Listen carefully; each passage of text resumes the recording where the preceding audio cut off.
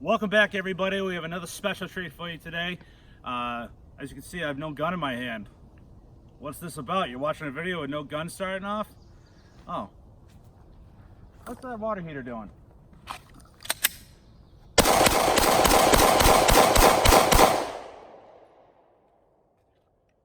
That's right. For those of you who watch the Shooting in the Woods podcast, weekly episode we have on YouTube Monday nights at 6 p.m. Eastern Standard Time, definitely go check that out if you like listening to a fun gun podcast. We all know I am a big fan of the 10mm. As I'm filming this, Ethan's chuckling because we've been waiting for this video for a while. This is my Gen 2 Glock 20. This is my everyday carry. Don't really do a lot of upgrades to this just because it's my everyday carry. The one thing I do have, I'll throw a link in the description. I have a back plate from Firearm Tactical. I found him over on Instagram. He's a new startup company. He's a great dude, very well with his customer service. He's always letting you know how far along your order is. Go check him out. I'll have a link to his Instagram in the description of this video. But yeah, we are finally doing the 10mm. I am the biggest supporter of 10mm. If you like 40 Smith & Wesson, sorry, you can change over because 10mm rules. That's why everyone calls it the best millimeter. I bought this used at a local gun shop. Since we're in Massachusetts, Glocks are a little bit hard to get. You have to go through Narnia and then back up through Middle Earth to get them. You have to make sure they're a generation and for this, but you can't have extended mags, all that fun stuff. We have a video, actually I believe it's episode 6 of the Shooting in the Woods podcast that explains Massachusetts firearms law. But I do have Novak style aftermarket Glock night sights. They are night sights. They're, okay. Thankfully I haven't had to use it in the night yet, but I've tested them out. They glow, they do the job. Right there, I was just shooting some Blazer steel case ammunition. Let's go load up another mag, see what we got going on. So yes, Glock is perfection. We all know that. We have a plethora of ammo here today. I just got 2 standard 10-round mags, but let's jump into this PPU. This was 200 grain, full metal jacket, Blazer steel case. Eats it up fine. It's a Glock. It's gonna eat anything up. That's right. I know. All you M&P fans out there can eat your heart out. But we're gonna load up some 170 grain full PPU ammo. It's Serbian made ammo. It's very accurate stuff. I enjoy shooting it a lot. So yeah, 10mm, for those who don't know, it was developed in the 80s. Jeff Cooper designed it into a 1911 style platform. I believe it was the Bren 10. At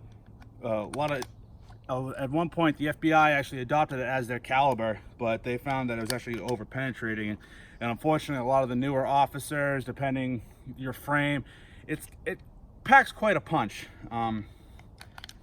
Most people like to say that it's 41 Magnum in a semi-automatic platform. You can get some stupid loads out of this. Underwood, you can get a lot of other offerings that can reach up to that 41 Magnum power in a semi-automatic. A lot of Alaskan hunting guides use this firearm because they're able to get a lot more capacity rather than carrying a 44 Magnum or 41 357 for bear hunting, stuff like that. The good thing about having a Glock platform is you can actually do a lot more things with it. We'll get into that very shortly. We'll just load this last mag up. And that's 10. Okay, let's do some shooting with the 10mm. Actually, finish off my steel case. All right, we're finishing off the steel case Blazer. Let's try it out.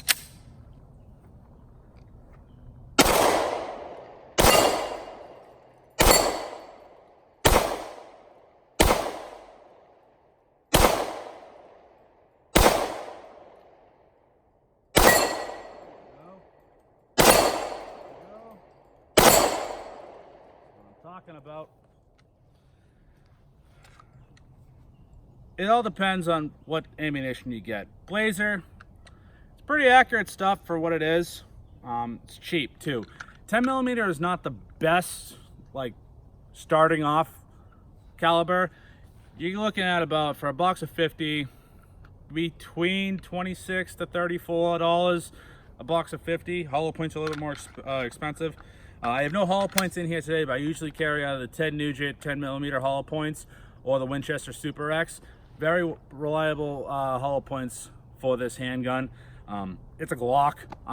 We're not going to throw this in the dirt. We're not going to do any torch testing today because it's my everyday carry, and when we're done with this video, this is going back in my holster. I'll show the holster off in a minute. But right now we got that 170 grain PPU 10mm ammo. Try it out.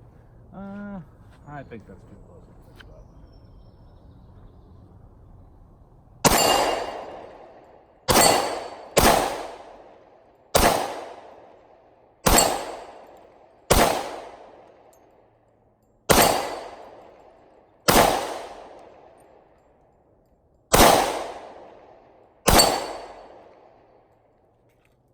All right. As you can tell, it's a lot more accurate.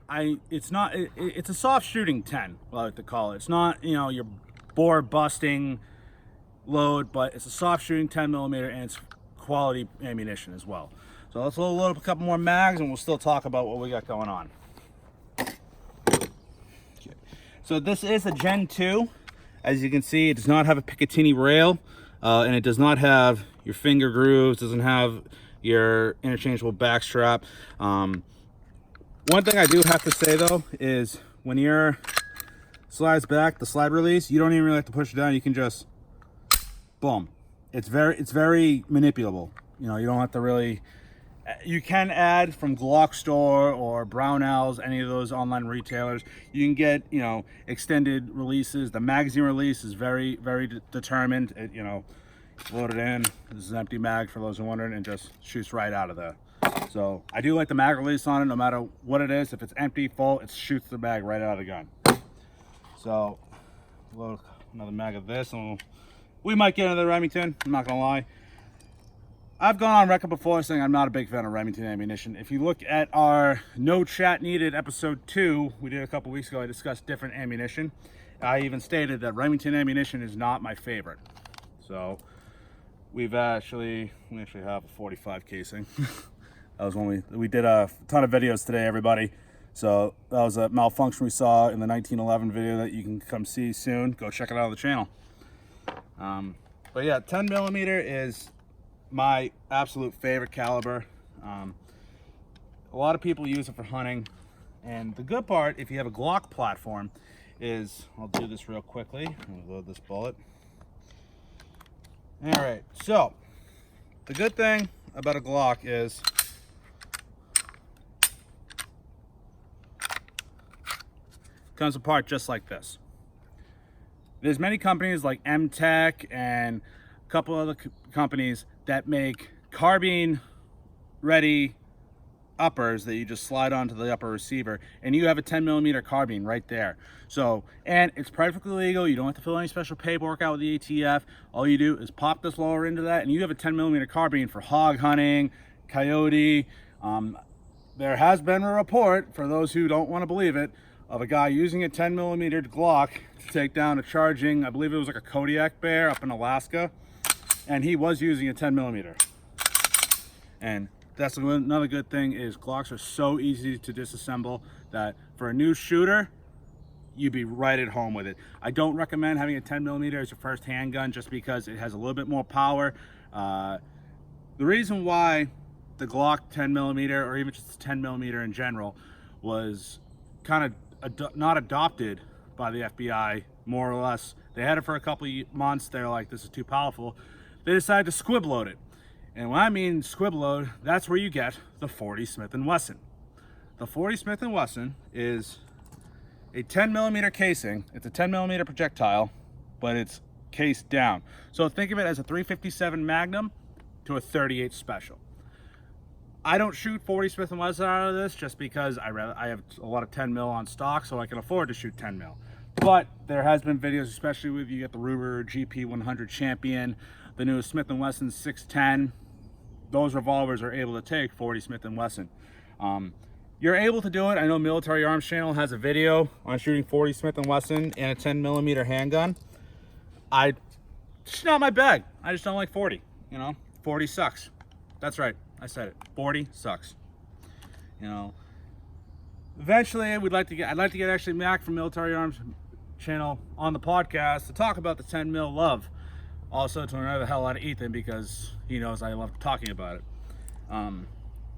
But I do want to take this moment to let you guys know we definitely want you to check out our podcast on YouTube. It is the Shooting in the Woods podcast. We're up to episode, I want to believe we're going to be coming at episode 13 this week. We don't know what we're going to talk about yet. I will release that information on Instagram. But it's a great podcast. We've had people like Johnny from 180 Second Ideas, John Patton from the Gun Collective, Slav Guns. We've had a few other different guests.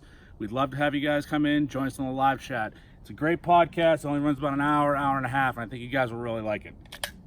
So, other than my plug for our super dope podcast, let's shoot a little bit more of this 10 millimeter and let you all fall in love like you should. I cannot state enough how much I love shooting 10 millimeter.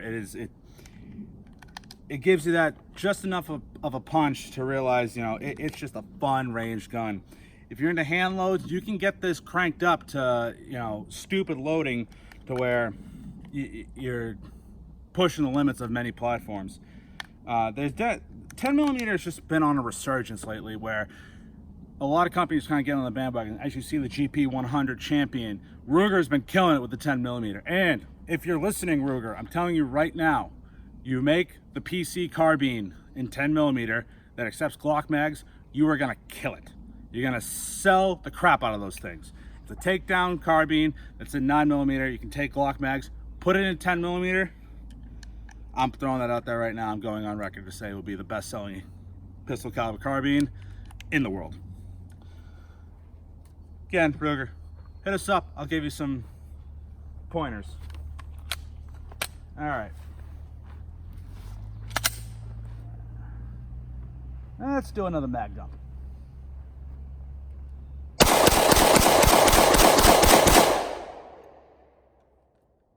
So as you can see, the ejection pattern with the 10 mil, it's completely, you know, everything is in line. You can't go wrong with the Glock 20. I believe Glock makes a ton of different variants of a 10 millimeter. They do make the Glock 29, which is the Glock 26 to the Glock 20. So it's a compact handgun for concealed carry. They also make a long slide, the Glock 40. That's right, 40. It's a long slide 10 millimeter. I know they make an MOS version with, you can get the accessory rail, optics ready mount. You can't go wrong with a Glock. It doesn't matter what generation you have. I do also have a Glock 19 we'll do a video on eventually, which is the Gen 3, but this is the Gen 2. Most FBI's people would be carrying this back in the 80s. So, we're gonna do one more mag dump about this, and then we'll close out the video, and you guys can assess my love for 10 millimeter.